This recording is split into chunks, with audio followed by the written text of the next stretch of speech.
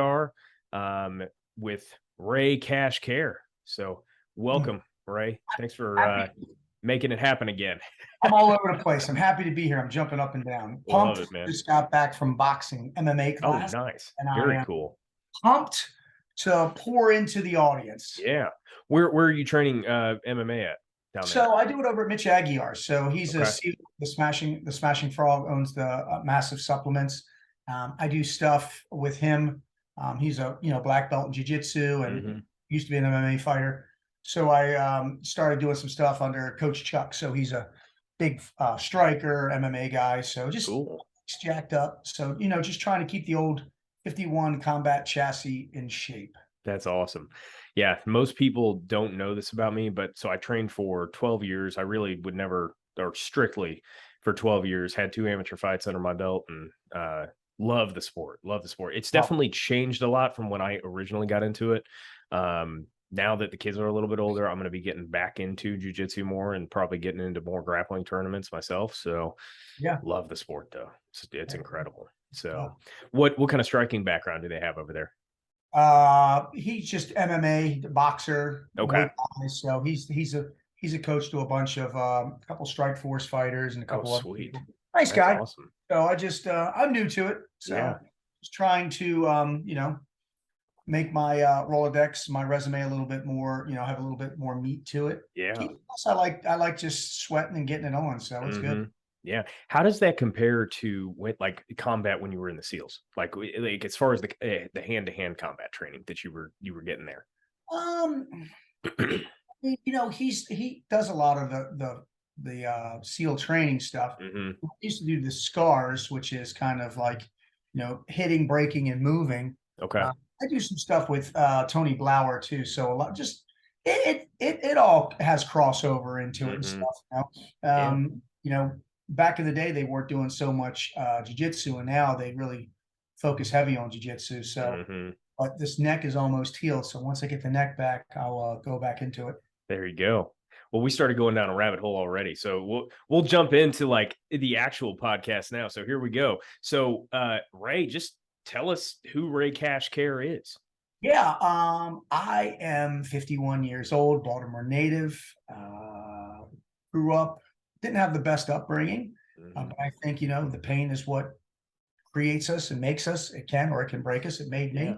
Father was murdered when I was 11. Mother raised me. I did okay in school. I wasn't like too good, but I wasn't too bad. Got in a lot of trouble, a lot of fights, a lot of dumb stuff. Kids back in the day, we got away with pretty much murder, not per se.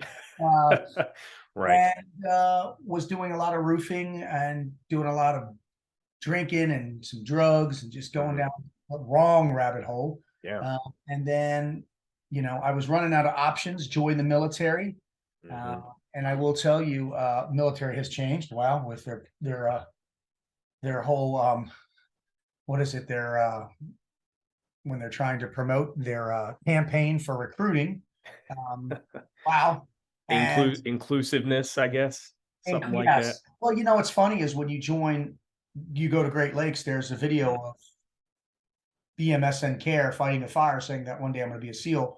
And when you graduate, there's a picture of me talking after I've gotten out of the SEAL teams in my uniform, talking about how awesome real American heroes are. So, and now we're trying to recruit with guys that dress up and look better as girls than they do guys. I don't understand it. Just got off the phone with Rob O'Neill talking about it. So obviously that bothers a lot of us. I agree with him. We need more pipe hitters and less pole dancers.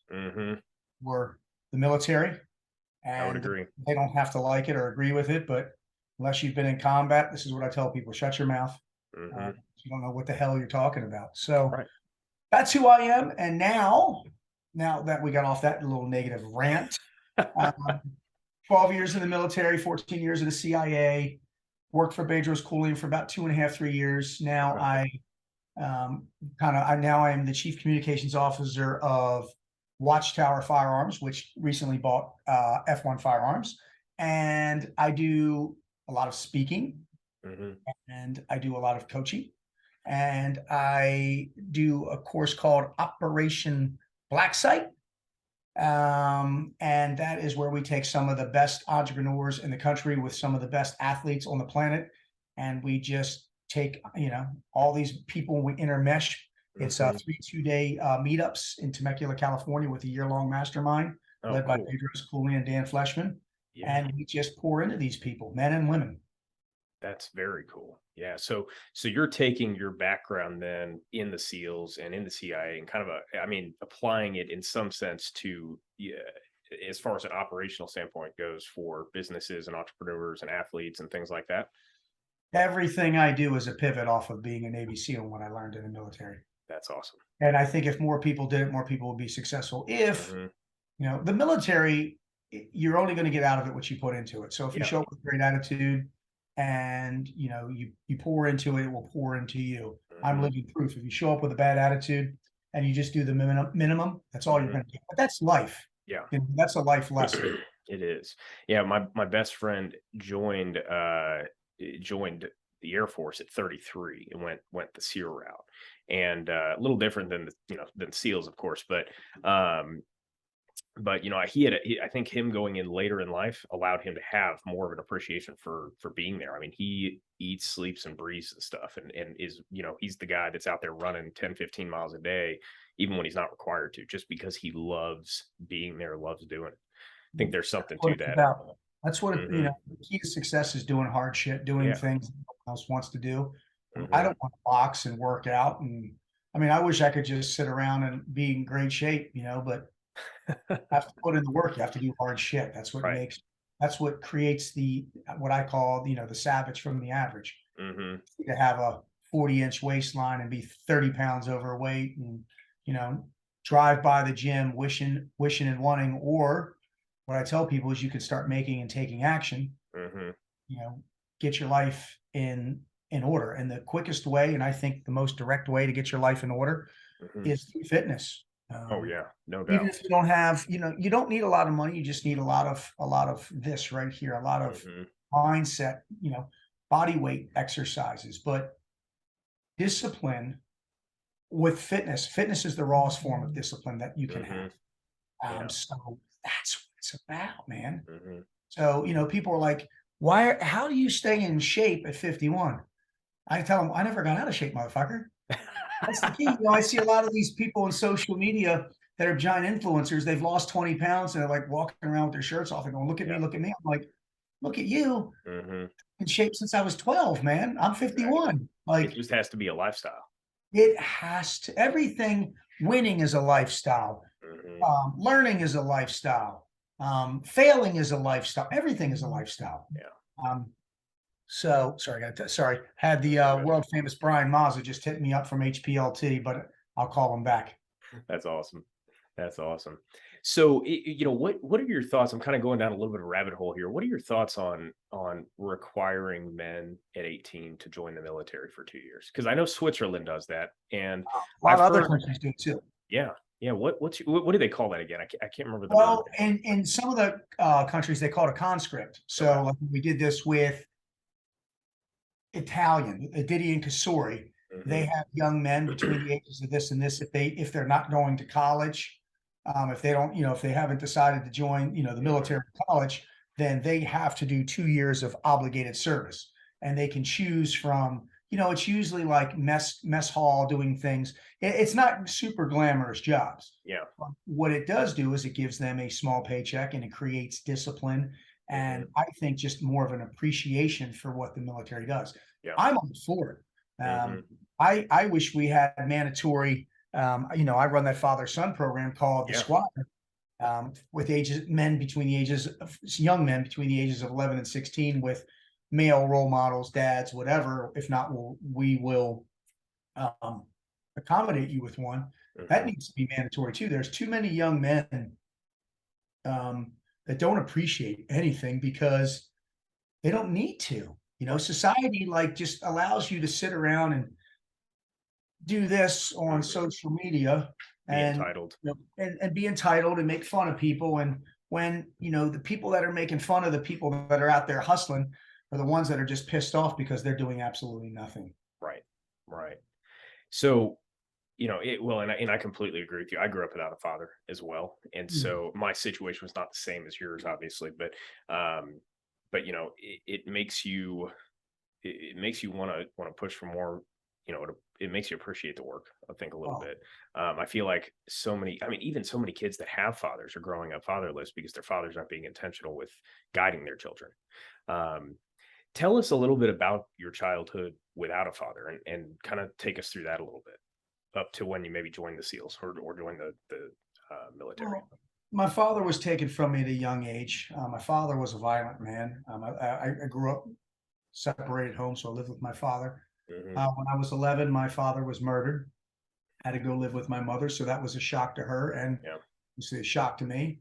And I was angry, and I was confused, um, and I was bitter, and I took all that out on people, places, and things in my life. I didn't really apply myself. I really didn't apply myself much in middle school. That's when I was the angriest. But when I got to high school, there's a couple pinnacle moments in my life where it was just like, I started working out in 8th grade, and I started realizing, because kids would pick on me and stuff. We didn't have a lot of money. Yeah. But I mean, I got along with everybody, but I got tired of the bullshit, and I started putting my foot down. As I started lifting, I started realizing, I could really pour my energy and my anger into something, and I would get a positive result back from it. I'm Mhm. not tall, I'm only 5'7", but I was one of the strongest kids in my school when I graduated, and I was a pretty well liked kid. So I made that internal, the internal dialogue. I flipped that switch, that switch that we all have, to not go down the path of anger and being hesitant with everything and not believing in this and believing that, and just I really poured into myself. Yeah. Everything I do everything I have become stems from physicality. Comes from. Mhm. I honestly believe if there was one thing that I would want is just to be fit. I'll live Mhm. longer. Gives me a better attitude. I call it a working attitude, a better life attitude. Make better decisions. You feel more confident in yourself. Just and when people look at you, like case in point, when I met my wife is gorgeous. I got her tattooed on my arm. People are That's like, awesome. well, what were you, what attracted you to your wife? Well, she was fucking hot. She was hot. Like people are Yeah. like, people tell me, oh, I was attracted to her personality. Bullshit. Yeah. You were attracted to something, when you met your spouse, the blonde hair, the big blue eyes, she was Mhm. a brick shit house. That's where it starts, is you're That's where physically it attracted to starts. somebody. That's the Yes. external, Mhm. right? That is we've connected. She's, because what we're looking at, what people don't understand is we're attracted to the discipline that each one put in the other one. Mhm. I mean, I don't know if my wife would have been attracted to me if I was 40 pounds overweight. I'm not saying that overweight people aren't attractive. I'm just saying I may not have Right. been attracted. But She may not. physically they are less appealing, and that is that goes back to, 5,000, 10,000 years ago when we were, you know, developing as humans still, like you're going to be attracted to somebody that you can reproduce with. Well, Somebody that is unhealthy you can't reproduce with as easily. society's trying to flip that switch and say, like Hmm. perfect example, a woman that is 50 pounds overweight, my wife wears the same sundress. The heavy set lady will give my wife a dirty look. But my point is like my wife's and me, we're in the gym 5, 6 days a week. Right. We go home to our hometowns. Some of my friends Hmm. are chip, but a lot of them will let themselves go, and they're like, "What do you do?" Yeah. And I always tell people, it's not what I do; it's what I never stopped doing. Hmm. How do you find the time? You can always find time to get a 15, 20-minute workout in Yeah. a day. And that's all it takes. It's all it takes. Hmm. It takes consistency. Walk. Hmm. Last night we went for a 2-mile walk. Me, my daughter, and my wife. It's exercise. Yeah. It's communicating. It's a bonding experience. It's family. We call it family time, date night. Just going for Hmm. a walk. You don't need to spend money to create memories. You know. That's awesome. Tell Yeah, me a so little bit about your family. You have a beautiful wife, and then do you have kids? I guess who tell us have a kids? I have a 14-year-old daughter that looks like her mother. Thank God, because when she was born, she looked like me. I was thinking softball player, or you know where I'm going with that. Yep, yep. Driving the RAV4. That's the lesbian car of the year back in the day. I'm kidding. I'm kidding. Um, Literally, she had Oh, my that's head great. on a little baby body, but now she Yep. looks just like mama. So she's 14, and I have a son named Michael who's 29, Oh, who I cool. adopted from my wife's previous marriage. So That's he's out awesome. in Seattle, Mhm, Washington area. My daughter's obviously at school today. We're in Virginia mhm. Beach, and we're just grinding, man. She's a good kid. My wife has the toughest job in the world. She's a stay-at-home mama. And people were like, "Well, your daughter's 14, yeah, but she takes her Mhm. to school every day, picks her up every Yeah, day." Um, she's just there. I use this word to pour. She just pours into her. She's mhm. such a good kid. She's so respectful. We have, and she's not perfect. No kids are perfect. Nobody is. We Yeah, always have, but all in all, good grades. She hangs out with a little boy that likes her. He's a great kid. that's good. He's had to talk, trust me. Uh-huh. Good. Yeah. You were cleaning your gun the first time he showed up? Sure. So, yeah, I won't get into that, but the first time I met him, yeah, it was a little rocky for him, but That's we funny. fixed it. Good, good. That's awesome, man. So, walk us through life as a SEAL and then into the CIA. How did that look for you? Um, Well, I think the biggest word for both of those organizations is humbling. Uh, mhm, you show up to a team, this new 23, 24-year-old kid who doesn't know his head from his ass, and you're just around, the best, the 1%. You're treated like shit. At least it used to be like this in the day. I don't know what they do now. I used to be treated like shit, but that was part of the process, right? Uh, mhm. the indoctrination of, becoming a frog man, working long hours, doing what you were told, Yep. being sent out to go get the brass magnet and all the stupid shit that they do with you, which, you're looking Awesome. around and people are yelling or get this or get that. But it was great. Everything that we do, there's so many traditions that we had, even, I know everybody gets mad. I remember when I got my trident pinned on me, where they tack it into your chest. And Mhm. nowadays, everybody, you can't do that. Now, I Oh would have been gosh. furious if they didn't do it. I mean, it hurt like Yeah. that. Um, Sure. Yeah. but it was just a great experience, the brotherhood, um, you know, Mhm. combats, it's a whole different story and a whole different animal. Mhm. Losing brothers sucks. I mean, losing anybody sucks, but losing people in battle when there's nothing you can do Yeah. sucks. But, we always brought everybody home. Ooh. And, I did 12 years in the military, 8 years as a SEAL. Wow. Nothing crazy. I'm Mhm. no war hero. I mean, I've done my time. Mhm. I don't pretend to be. I never will. Were you deployed as a SEAL? I was, yeah. Yeah. Where did you spend time when you were deployed? Most of the time I was in like Rota, Spain, and we would go off to like trying to remember the one place we went by. We'd go to I mean, at the end we were in Iraq, but at the beginning there was nothing going on. Okay. Um, and we would fly. Oh my God, we were doing some crazy missions, and I'm trying to remember where. Um, Shit, it's been so long. But I've done 4 platoons. 3 were pretty much nothing. The last one Mhm. was Iraq, just because that's when the war kicked off. Right. So, I'm Mosul, mainly we were in Mosul. And then when I joined the agency, I went right back to Mosul. I've done, 4 deployments with the SEAL teams, 40 combined with all the things I've done with the agency, but the Mhm. agency were only, 30 to 120-day trips. Yeah. Mainly I did about 60-day trips. So I was in the agency for 14 years and probably gone 8 of them. So Wow. yeah. Gosh. It's a long Um, time. Yeah. Were you married at that point as well, or? I was married. I met Trish when I was getting out of the SEAL teams Okay. in 2004. Met her in November. I got out in March. True story. I actually went through training with Scott Halverston, the ones that got lit up in Fallujah on the bridge. Oh I was gosh. supposed to be on Yeah. that trip, but I switched. A gentleman by the name of Dwayne Dieter used to run the Viper program, the program we used to be a part of. It's not called that anymore, so it's not a classification, a Mhm. declassified now. It's called something else.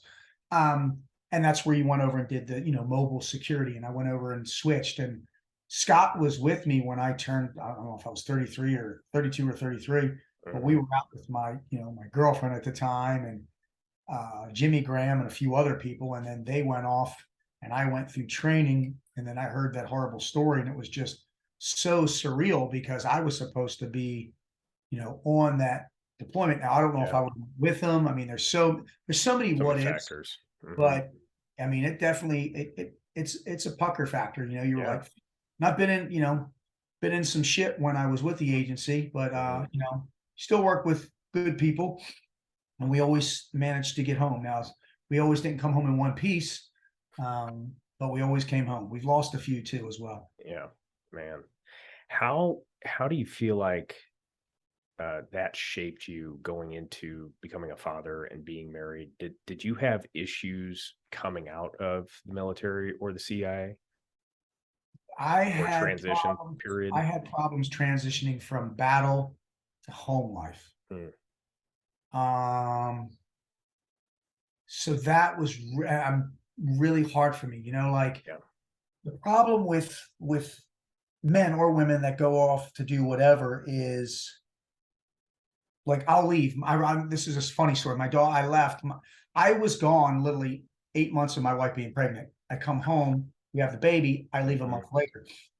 When I left, I'm holding my daughter's head. She's this little thing. Yeah. When I come home from like a 3-month trip, I'm holding her head like that. My wife's going, "What are you doing?" I'm like, "Oh no." So I would always pick up from where I left off, Mm, but the family was evolving, yeah. and I would try. It took me a long time to I would come back and go, okay, where are we at with everything? What's going Yeah. on? And versus me trying to pick up where I left off. Another thing that I always did, and people thought I was horrible, is we would fly into DC. Even though I would die to see my wife, I would spend the night there. When at the beginning I didn't, I just, want to see her, you know what I Mhm. mean? But I would spend the night there. I would decompress. And this is what I always did. I always made sure I came home on a weekday. I would always, the next morning, get up, take a rental car instead of flying. I would roll down the windows because the cars weren't armored and the windows could come down. I would go buy a sweet tea. I got a sweet tea from Chick-fil-A, and I would just turn on the rock and roll music. And I'd say, "Baby, I'm coming home. I'll call you in 3 hours." And I would just turn off the phone and just drive. And then always pick her or somebody, my wife, my Mm, daughter, flowers up or something. yeah. I just need, and people were like, "Oh my God, I can't believe." But if I went home straight from, connection to home, I was Mhm. still in like war mode. And my Mm, wife was like, "We're not the enemy." So that took its toll on me, man. And yeah. then as I grew older, I was realizing that as my daughter was getting older, my son was older, I needed to be more present in their life. Now I'm gone a lot now. Yeah. I'm pretty successful with everything I do, but they're short trips. And Mhm. sometimes my wife, like I got to tell you the story. It's so funny. Like I recently Yeah. did a trip, and I always call my wife and daughter and just say, "Hey, like together, hey, this is where I'm at." And I was speaking, I think, with Bader's Coolian, and like late at night, like you never stay where you speak because people Mhm. always find you, guy or girl, and you never know. So I always, I listen to the sensei, these guys that have been doing it forever. Right. I told my wife, and I hear this little knock at the door tonight.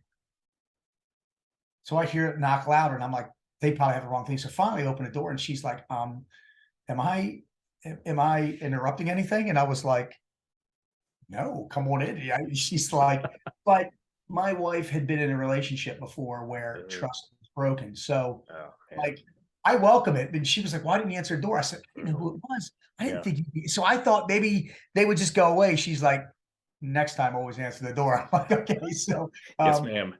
yeah, well, she was by herself, but she's also done that with my daughter before too. Right. So it's Mhm. great. I love it. We have a great relationship. That's awesome. Yeah. So, I mean, she is the backbone of what I do. And I will tell you, in society, the way that society is today, and I will never blame or shame parents that both of them have to work. I will not. I Mhm. get it. I get it. But can, if you have the privilege to, if your wife or you or male want to stay home and help raise a child, I honestly feel that with everything going on in society, I'm not saying, I'm rephrasing this. Let me repeat this. I'm not saying great children cannot be produced. I'm saying with everything going on right now with the Mhm. world, it just seems to help when we have someone right there to get my daughter back on, Yeah. course. Um, Couldn't agree but, more. and I will tell you this right now, my wife has the hardest job in the world. At Well, it never stops. Yeah. once in a blue moon, she'll get sick, and I'm like, "Oh God, what do I do?" Like, she's like, "You got to go do this, do this, do this." I'm like, Yep. "Oh," I'm like, Hell Week was easy compared to this. The CIA was easy. I'm running like kids around, girls, taking them to the mall. I'm like, what the? Oh man. Because And the show, it's psychological warfare too, it almost is. I with mean, and I'm kids. drained at the end of the day. I come home, I'm like, she's like, and my wife is like Navy SEAL my ass. I'm like, Oh, that's but, funny. Yeah. but my point is I definitely have the utmost respect. I hear people say, "Oh, it's my money. I work." Mhm. I couldn't do what I do without my wife doing what she does. I Yeah. mean, like right now, it's a great day. She's out getting her hair done and stuff, but I have a podcast and she's like, "Hey, can you pick Nile up from school?" Of course. So we Mhm. made sure we had this podcast. I'm done in time. I go get her. Maybe Exactly. we go do something with the girls, but she has to have that time. Oh yeah. I'm always out on the road and she's always home. So, Mhm. I um, couldn't agree with you more. We actually just decided this year as a family to pull our kids out of school. My wife okay. is leaving her job, um, and she's gonna start homeschooling our children next year. We have the gym here as well, so that'll double as their gym class, and they can come in and be a part of that more as well.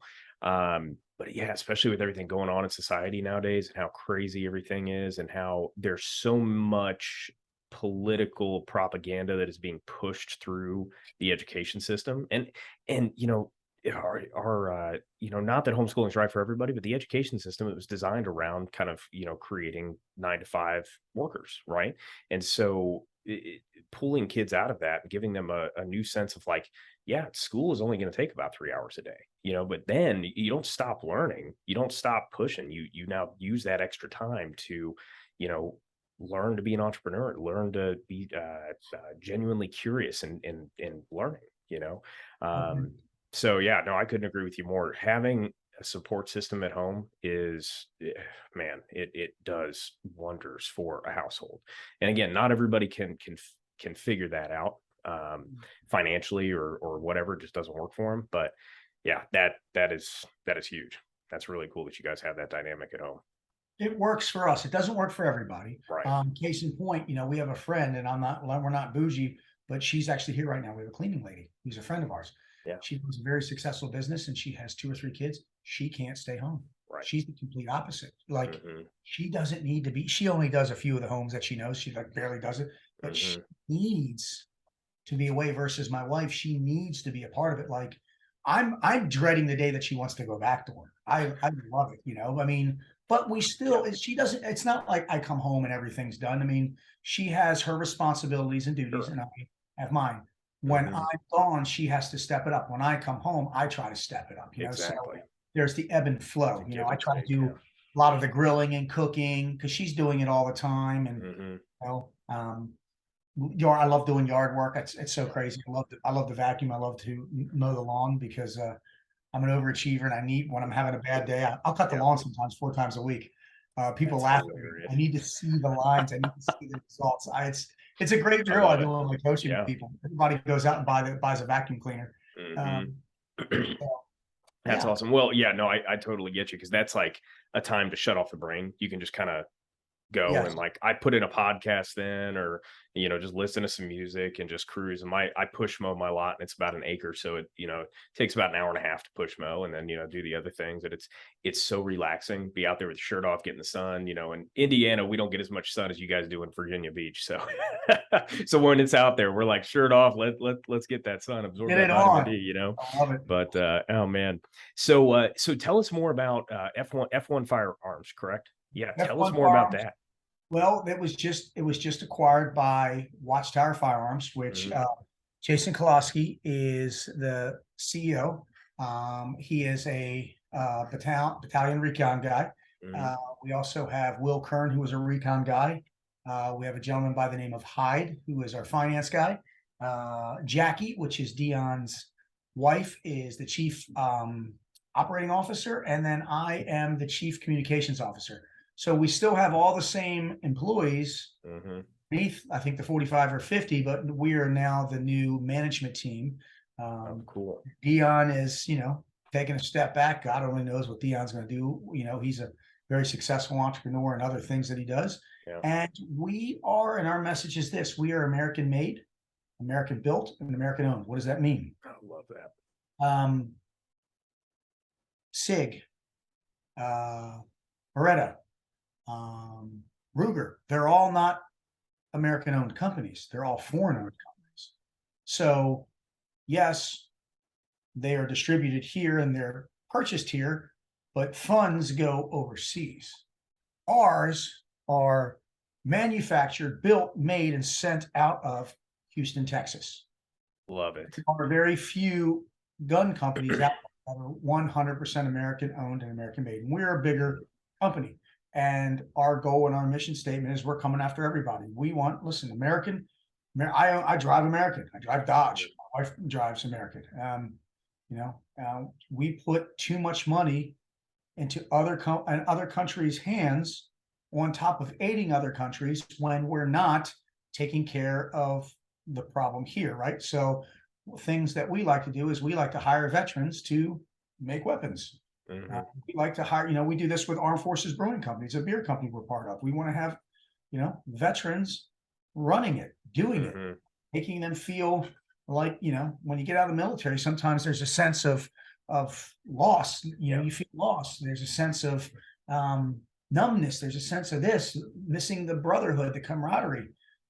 We're trying to, make America great again. I'm not trying to use President Trump's slogan, but, let's make America America again. And buy America, sell America. I love America. I don't love everything about America right now, but I love America as a whole. So you got, because Jocko, he did something like that with Origin Maine, where they make like jeans and boots, and I've been up I there. love that company. You make it all. I've been up to the warehouse. Yep. I went up there with Ryan Mickler. He's big friends with the guy, and there's another guy, and him and Jocko own it. But everything is made right there. And that's the thing. It's like, we are Americans. We're putting food on the table for Americans, not Belgium and Germany and this and that. I mean, which I have no problem with, but let them get their own, I mean, well, and there is a problem with it, though, because like we could be a self-sustaining country and not have the issues we had in the pandemic if we produced everything here, we created our resources here, we have oil resources. Let's not even get into that conversation. There's ways we can do that and be self-sustaining and not have to rely on any other countries. But in turn, we're sending business to China, we're sending business to Japan, we're sending all of it overseas, just like you said, and the resources that we're paying those other countries to do this, and a lot of them have ownership in these American companies as well. And Chinese are buying up all of our farmland. It's got to stop. It's got to. Yeah, it's got to. Some states have finally put out, vetoed that or canceled that, but they've bought millions of acres. Yeah, it's strategic. If you control the food, you control the water, you control the people. Yeah, well, and they control the data that comes along with it, so they're able to have access to that, which that's kind of what I think Crenshaw is dealing with that bill trying to pass to ban TikTok. Now, I don't know all the details of that, but from my understanding, some of the underlying factors of that bill, it gives our federal government more access to everybody else's data. So I don't know if I love the entire bill, but on the surface of banning TikTok itself, I think we couldn't do anything better. I mean, that would be a great option for us.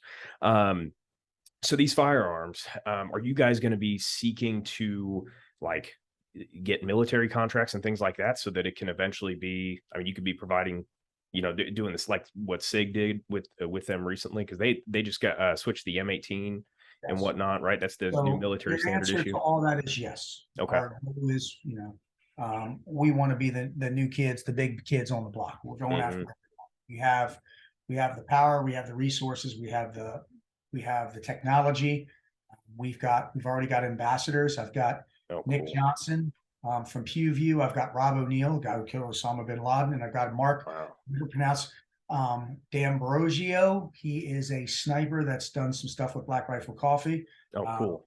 So obviously right now, F1 Firearms is a skeletonized platform, but we are building a Bolt. We are building a new 2011. We are building a hunting platform, and they're not going to be skeletonized. They're going to be bigger, meatier, chunkier, more tactically sound and fit. And yes, they will. They're not going to be as bougie. We will keep the bougie line, but that will fall into a different division. but Watchtower will be a tactical firearm that can be deployed anywhere, and it will, just like F1, they will work, but this is something that you will want to go to war with. Oh, that's incredible. Yeah, that's going to be awesome. I know where I'm going to be buying my next firearm from. Cool. So that's the next venture for you. Are you going to be continuing to do public speaking and working with Bedros and doing the I'm sorry, the name of the organization you guys do where you run those camps and whatnot. Okay, so yes to speaking, yes to doing things with the father-son program, no to the project where I'm yelling at people, the grown ass. Gotcha. Okay. And I had a great talk with Bedros about it, but that job, I need literally 4 weeks off. And no new boss CEO is going to give you an executive suite position and say, hey, take 4 weeks off. Right. Doing Operation Black Site, which is on a Friday and Saturday 3 times a year, of course. Doing a program that's on a Saturday with the kids, of course, flying Friday night. But, for the first year, obviously with this business, I have to really be there and be present. Now, public speaking is always great because I do things with John Daly and Kid Rocker, AKA Bob Ritchie. We awesome. do speaking events with them, but I'm raising awareness about 2A, about America, about, youth programs. And then something I want to implement eventually, and I know this is going to piss some people off, is I want to create nationwide youth programs for young men and women to learn how to shoot a gun. Because this is what I'll tell you, of all the people that I know that grew up hunting and, being around guns in the right fashion, they're not the ones shooting up shit. Nope. They're not. They're the ones that will never do that because they respect it. They understand it. My wife knows how to shoot. My daughter knows how to shoot. Not that I would ever leave a handgun there, but if I did, my daughter knows how to clean and safe a weapon, but she would come and get me, Daddy, got it, and I would probably get my ass chewed. So it's about raising awareness on weapons, right? It's, we could get into, mental illness and all the other topics with this and that. Right. But bottom line, people need to police other people up in their lives, as a country, we need to come together, it's not just about making the good old profit, the buck of a dollar. I mean, some places are shady and they'll sell a gun to anybody. And there's always a way to get a gun. But what we need to do is we really need to just come up with better systems and make the way that I can do that is educate as many people as we can on weapons. Yeah. Teaching them, that a weapon is a platform that was designed to defend. It can be used in an offensive manner, but I use that in a military LEO standpoint, not in a civilian world. Now, if someone's in your home, even though it's self-defense, that can go either way. That's a delicate subject. But I am never going to change my thoughts or mind on being pro 2A. I will not. Guns have saved my life many a times. And, a lot of things happen overseas, and this country, was founded on blood, sweat, and tears. And a lot of that blood, some of those applications have been used from, being shot at and being shot. But that's how this country, this is the greatest country on the planet. I've been to them all. There's nothing. The problem with America right now is we have so many luxuries that people are starting to feel entitled from them. Yeah, we've gotten weak because of it. Yes, and other countries are seeing this. Yeah, I honestly think there are other countries that are plotting right now. You see, they're trying to bring Chinese up from the border. Sex trafficking is an all-time high. I could go on and on and on. We are falling apart at the seams, and too many people live in these little bubbles that aren't seeing it. And then if you do start talking about it like we are, you're a conspiracy theorist. No, I'm a realist. Too many people wait to become the victim, and then what happens, defund the police, defund this, defund that. But then when something happens to them, they praise Lord that the police are there. Then they turn around. What do? Then they try to find it, fucking sue them. Well, that's what happened in Minnesota. They said, get rid of the police, defund the police. And then when the crime started happening, they started calling for the police. And the police well, we're not coming in. You told us to get out, you know? And Yeah. People, yeah, it's all, yeah. yeah. Hmm. You can What, only cry wolf so much. what do you think are the steps forward in our country? I mean, I feel like we're already starting to see the pendulum swing back the other way. But the problem is with this pendulum, right? We keep going to complete opposite ends of the spectrum, and then it gets further and further towards the crazy side, because both sides have their craziness, right? And you kind of have to fall somewhere in the middle, sort of, in order to really have balance in the country. What do you think of the next steps forward for us as a country, and as corporations? Because the other thing is, a lot of where this starts is in these corporations that need to quit promoting it. What do you think of Well, the next steps forward? next step forward, we have to stop giving media so much power. Hmm. You give the media too much power, and 99% of the media is literally owned by Democrats, Yeah. corporations that have their own agenda. America, the agenda has to be America. It cannot be corporate America. Hmm. Everybody has an agenda. COVID, Pfizer, and them. My God, how much money did they make? How much Too money did they make? much, and they have You too know, much power because of it. have too much power because of it. Imagine if they donated 80% of, just because they present a cure, and we took care of the homeless, we took care of this, we could have probably taken care of like 20 of the world's problems with the money they made, but Hmm. instead a few people were doing this. So number one, we give media too much power. Number two, we need to stop being corporate America. We need to just go back to America. Number three, we've got the wrong people in the White House Yeah. with their own agendas. Hmm. Listen, I'm a fan of President Trump. I am. I liked the numbers when he was in there, but and I'm not gonna let anybody off.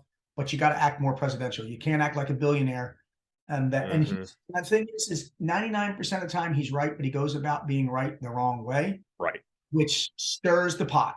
You Hmm. know, the days of the Reagan, they're over. You can't tell Hmm. people to shut up. You can't. Here's the thing: you could, because back in the day, Reagan would tell people to get the hell out of the press conference, and Secret Service would tell them to leave. Hmm. Nowadays, it's you can't do this, you can't do that. We need to go back to the old ways where there are ramifications, and there's going to be punishment if you're not doing it. That's the thing. Everybody's so quick to pick. And here's another thing: next time you see somebody in trouble, fucking put down your phone and help them instead of Right. filming. All these fights and shit you see, people were filming this to try to get Hmm. famous Yeah. on these platforms, which none of you will. Even if you go viral, I've gone viral twice. It brings you no money. It brings you nothing but a bunch of haters that are coming and doing shit. Put your phone down and help people out. This is what I've noticed with America. Something catastrophic has to happen for us to come together for a split second. Hmm. Twin Towers, flags were back out. Yeah. The next thing you know, they're destroying George Bush. Hmm. He did. I think he did a great job of getting everything done. Yeah. It's easy to point the finger when you're sitting back and you don't have a clue what the fuck's going on. Yeah. Well, and most people don't have any idea as to I mean, they hardly have an idea of what's going on that is out there for people to know. But then there's tons of stuff that's not even out there for us to know, that we don't know what kind of decisions they're making based on what knowledge and what, data they have, Yeah. How do we make the country better? Stop the mail-in voting. Hmm. I mean, I could go on and on. I mean, that's just, you know, you don't need any proof, but yet Yeah. when I go to the library, I need to show proof come on, it makes sense. Somebody Yeah. just sat around and said, you know what, we're never going to win. And that's the thing. Now the Democrats have figured it out, but the Hmm. Republicans will never take the low road. They always try to take the high road. And this is what I'm Right. going to tell you, America. The high road is not the road that's going to get you anywhere these days. I mean, it sucks. Well, and that's not a good place to be. It's Yeah. not a good place to be. Hmm. I mean, Yeah. I was listening to something the other day, and it was talking about how we're kind of headed for a change in the political climate, and not just the climate, but in the people we're voting into office. And I think something that this person said was, we need to get elitists out of public service, and quit letting the billionaires, because I mean, almost everybody that is that ends up in the White House, as far as, presidential candidate goes, is, they're independently wealthy, and they are running their portion of the country wherever they are, and then they get an opportunity to run the country. I feel like getting away from that and handing the presidency, not handing it, but voting for people that are not elitists, but people that are blue collar workers, that are smart and have a well-based knowledge in politics and whatnot, is, I mean, kind of a fix for that as well, or one of the fixes. That it's going to take a lot more than that, because people then, of course, get corrupted by power. But what are your thoughts on that? I think there's a few military personnel that I'd like to see run this country, and I don't care if they're male or female. So I don't care if they're white or black. That doesn't matter. Condoleezza Rice, she would have been great. I mean, there's some people out there that could have done an amazing job because they understand the intricacies of America and what we're about. They don't have their agenda, like I think President Reagan, his agenda was America. I really think Donald Trump's agenda was America. I mean, he's one of the few presidents you see in 30 years that still pulls out money and tips people, like when there's people to do that. Well, he ran it like a business, which is what it needs to be run. Which is how this country needs to be run. It needs to be run like a business.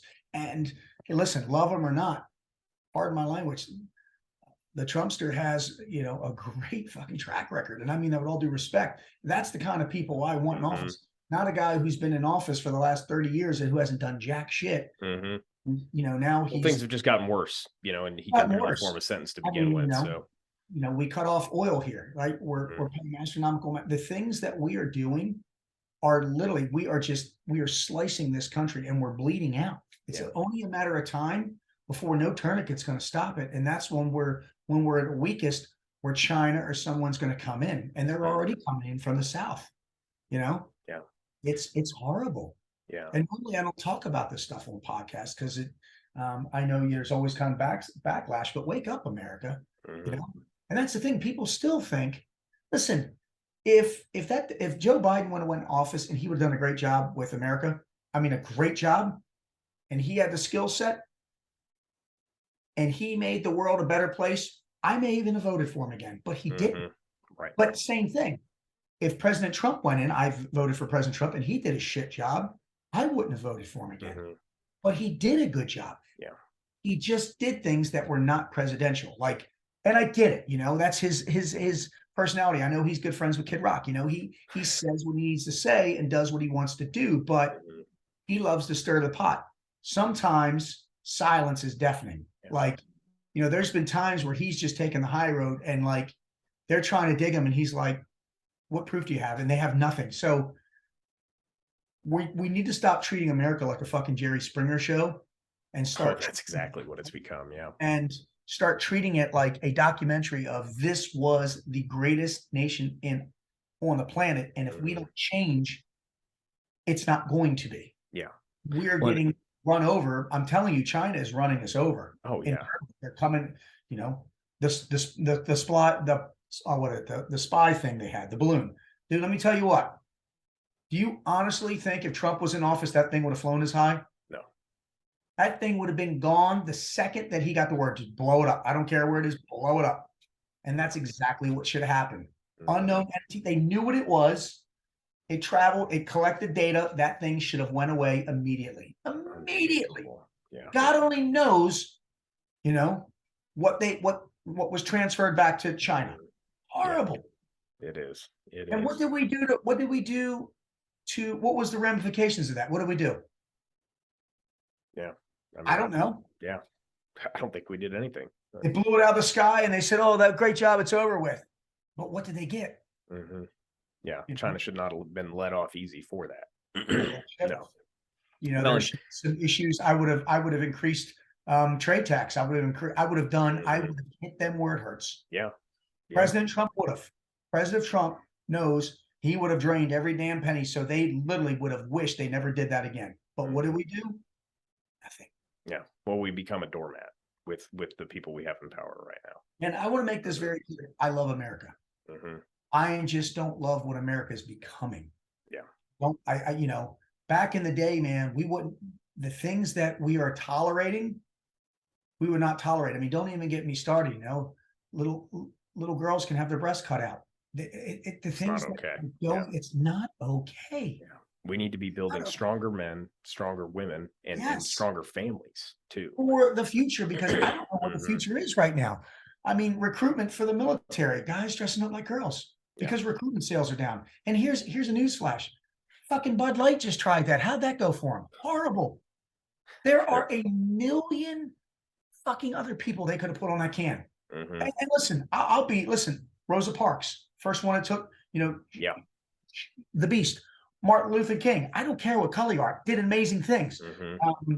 There are all these amazing people. Hell, put an amazing athlete that's done things on a can. Put a president on a beer can. Well, and that should have been an insult to strong women that have been successful. That's the thing. There's amazing women out there. There are a billion other women that could have been on there. Yeah. This is just like, who was it? Bruce Jenner. 1 year he got Woman of the Year. Are you shitting me? Right. There are a million women out there that are doing so much, and they're not getting the recognition that they deserve because we have people that think it's brave to be born one way and change your ways, which is fine. But then you try to make us drink through the garden hose. That's what society should be. That's not what society should be. Yeah. It should be, like when we didn't have these issues growing up as kids. I'm 51. And listen, I have friends that are gay. I have friends that are lesbians. Yeah. But doesn't mean you treat them differently as people. I don't treat them different, and they don't treat me different. They don't tell me their way's right. I don't tell them my way's right. I respect them. They respect me. Yeah. And that's how the world should be. Instead of having less than 7 or 14% of the world that's categorized as this, and this, trying to run the other 86% of the country. That's the problem we're having. Yeah. We are letting the few run the many. Yeah. And we're becoming pushovers and not speaking up either. We're not speaking up to these problems that are out there.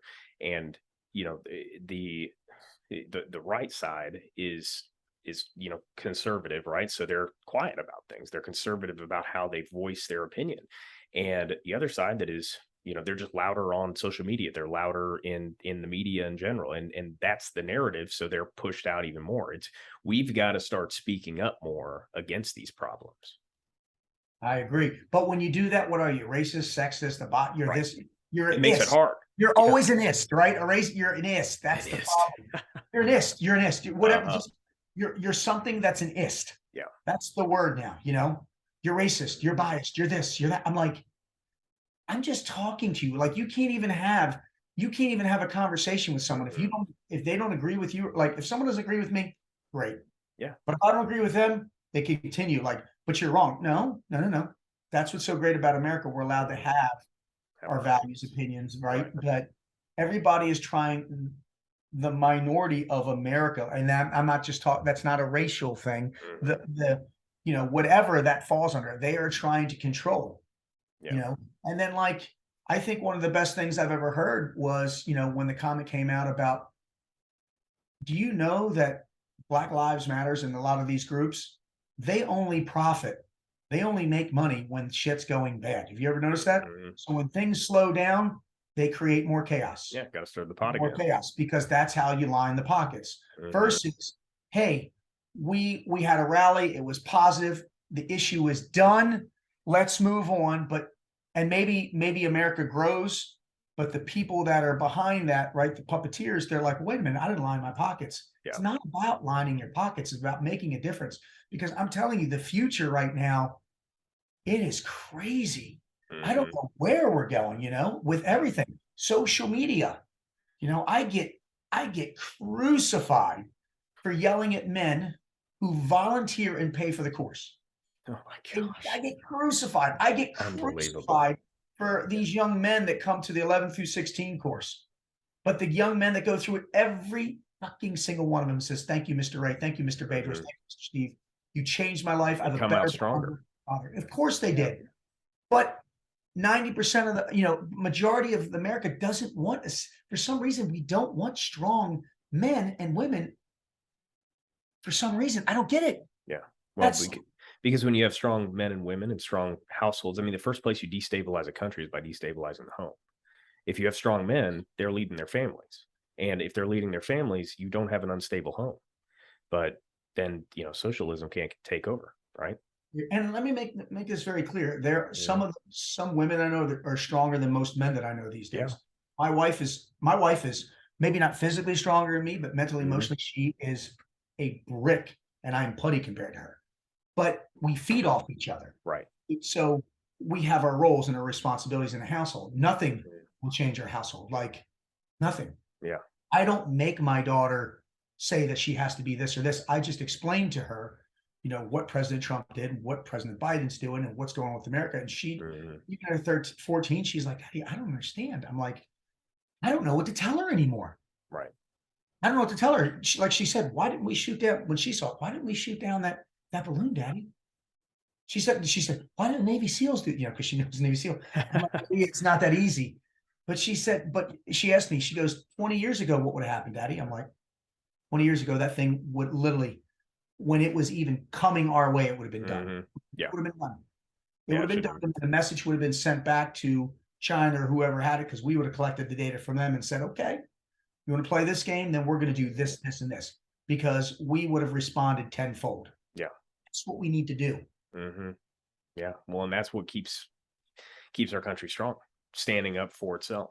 And when you quit standing up for yourself is when people start trampling you over, which is kind of where we're headed right And now. that's Yeah. why I'm so passionate about, the gun company that I'm part of now, because Mhm. we are not, nothing is being made foreign. Mhm. That's Nothing. incredible. We're Yeah. doing well here. Now, we may put EOTech or something on there because we don't own Sure. our own optics. I don't know, because Rob or whatever, but we're going to try to use everything we can American made Mhm.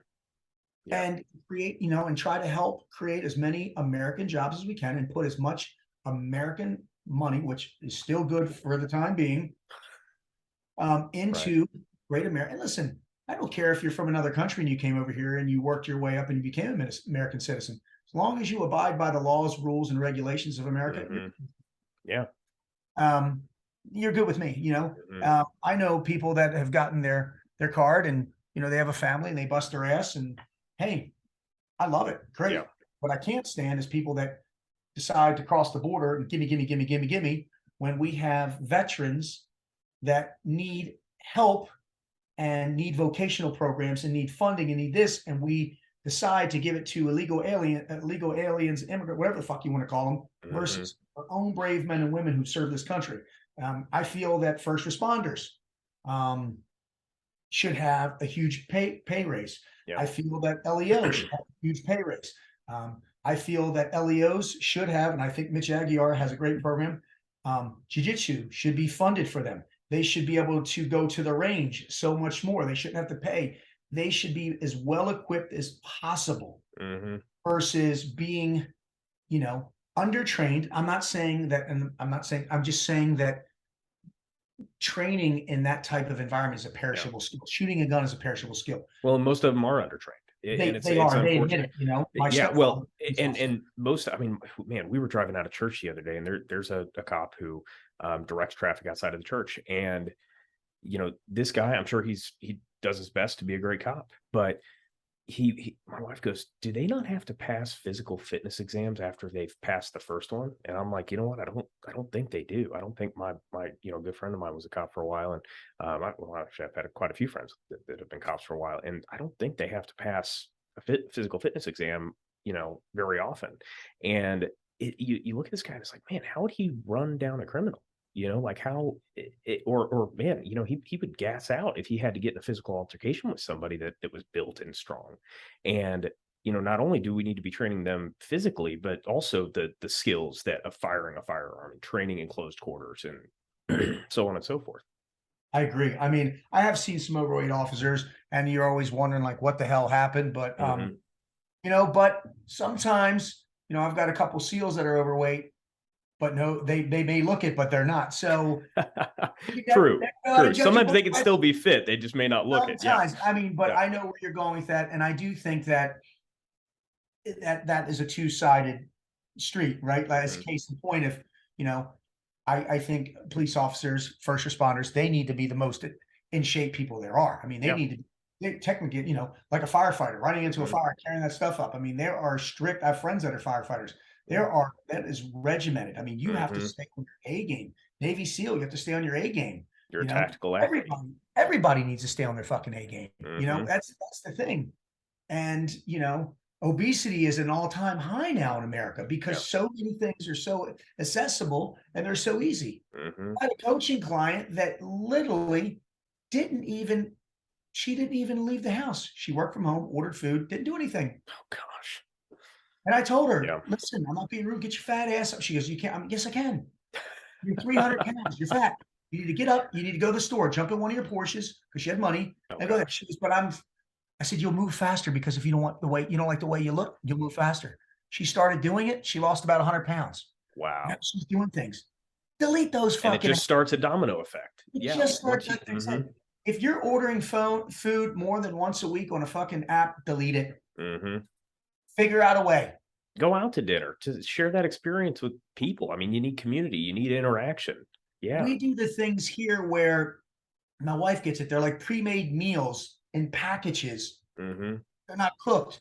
So like my daughter opens them all up and there's the directions. I can't remember what it's called. And she cooks for us one night. It's awesome. She's 14. She cooks. That's so cool. Yeah. And she's like, hey, and it's great because we're like, Alexa, play a song. We'll play a song. I don't know, probably government's listening to us, but whatever. Put on some music and we sing and we're creating those memories that, that you're not going to get from sitting on your ass, ordering an app. And I tell everybody, put the phone down, have dinner together. We had one of my daughter's little friends come over. We prayed. We're Christians.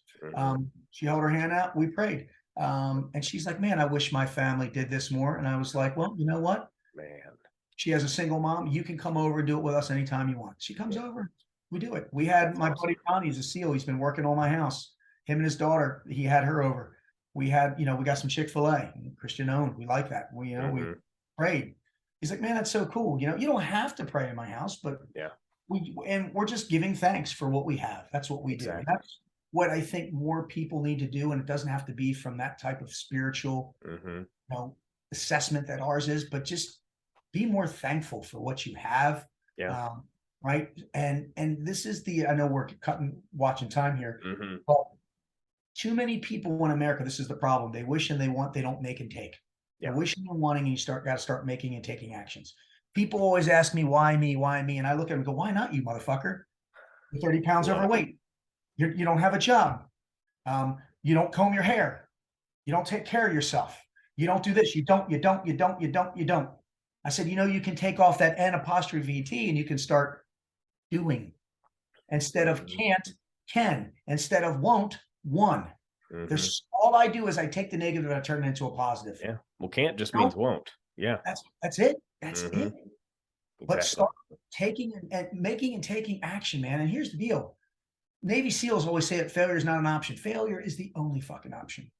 Quitting is not. I won't quit, but I'm the biggest quitter you ever met in your life. People go, that makes no sense. I don't quit. I learn. I have quit all the negative people, places, and things in my life. I'm the biggest fucking quitter you ever meet. Yeah. I have quit all the negative toxins in my life. Every single toxin, and I'm still getting rid of them. And you have to constantly get rid of those toxins in your life. Yeah. I tell people, be the cockweed. That's my shirt that I've coming out, not this one. The cockweed. I'm half cockroach, half garden weed. What does a weed do? It just grows. You pull it, it grows. If you spray it with poison, it grows. If cockroach, step on it. You have to step on it 20 times. Oh yeah. Too many people in America are the orchid.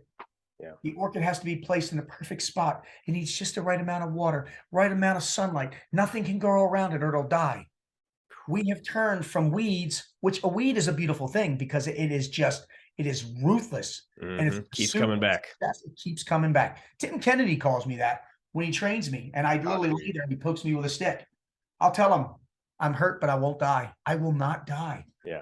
Where can we buy one of these shirts, Ray? Because I'm gonna have they are coming out probably the 18th at Fuel Will Hunt. I'm gonna launch them on my site and you will see. You see the shirt I have on here, right? Yeah, love that. I wear shirts like this. This is their company, Fuel Will Hunt. I just look down. Whenever I'm thinking about giving up, I look back at all this stuff. Bud's pictures. I never want to ring the bell. You know, the things here, I have a picture of my wife right here. Whenever I'm thinking about ringing the bell, I'm like, are you kidding me? You've done this, this, this. You married this woman. You have these great kids. You live in the greatest country in America. Are you shitting me? And that's kind of like I bounce right back. Yeah. That's what more people need to do. Man, that's awesome. That's I got a couple more questions for you, but that's a good place to start wrapping up because I know we gotta get you moving on. I want to be respectful of your time. Going into that, for a new entrepreneur or just entrepreneurs in general, what would be a piece of advice you give to those guys or gals? Dive your plan your dive, dive your plan your dive. Meaning, if you have an idea, let nothing or no one deter you from it. And I'm going to tell you this right now: success comes with a fucking price. If you want the cars, you know, I just posted a picture of one of the expensive car I was getting. Everybody's like, "Oh, listen, success it's a 366 day a year, eight day a week routine. If you want to be an entrepreneur, you have to be ruthless with your drive to success. You have to, and I'm going to tell you this right now, whatever you're doing, whatever your business is, don't feed off of motivation, feed off the fact that you're going to be elevated. Motivated is not enough, be elevated. Whatever product you are, or who you surround yourself with, it has to elevate you and people around you. Motivation gets you moving, discipline gets it done. That's it. That's what you have to do. Too many people are, my point is too many people become entrepreneurs for the wrong reason, for this. Yeah. This comes. You have to have, there has to be a mission. Service. So there has to be a service, right? Something that you're doing, something that you provide, your 5% zone of genius that you do that no one else can do like you. That's how you become an amazing entrepreneur. And then you start becoming the 5, 6, 7, 8, 9 figure entrepreneur. Love it. What's a book you'd recommend? One book you'd recommend to people if they could only, if you could only recommend one book to somebody, what would it be? Shit. Give me a topic for it. I got to read so many books. I mean, give me life. I feel like that life, just one book you'd recommend to somebody for life. Bedros Keuilian, Man Up. Okay. I had a friend recommend that to me the other day. I'm next purchase I'm making. Good book. Man Up. Okay. And then what's the legacy you want to leave? Oh, wow. That's a big question. The legacy that I want to leave is, watch how I say this. I have touched and changed as many young men and men. And again, when I say that, you know, we know what you mean. Yeah. Yeah. I'll always get people. I want the impact that I want to leave is that I've impacted so many others, made them better husbands, fathers, sons. And people always ask me, well, what about women? I'm married for almost 20 years. I don't know shit about women. I stay in my lane. And my wife even to tell you that. And it is, right? My 5% zone of genius is building and calibrating young men, macro tweets, macro, not women. It's not. If I did that, I would be a fraud. I don't know enough about women to work. There's too many other great women out there. Dr. Gabrielle Lyons, all these Angie Manson. There's all these other people that are doing amazing things. And I stick in my lane with my group of subject matter experts. But yeah, I want to, you know, if I could rebuild a father-son bond, rebuild the confidence in a young man. When a young man tells me, you know what, Mr. Ray, I stopped self-sabotaging. I know my self-worth. I'm like, yes, that's what it's about. Here's the deal. If I can change one more life before I die, that's my legacy.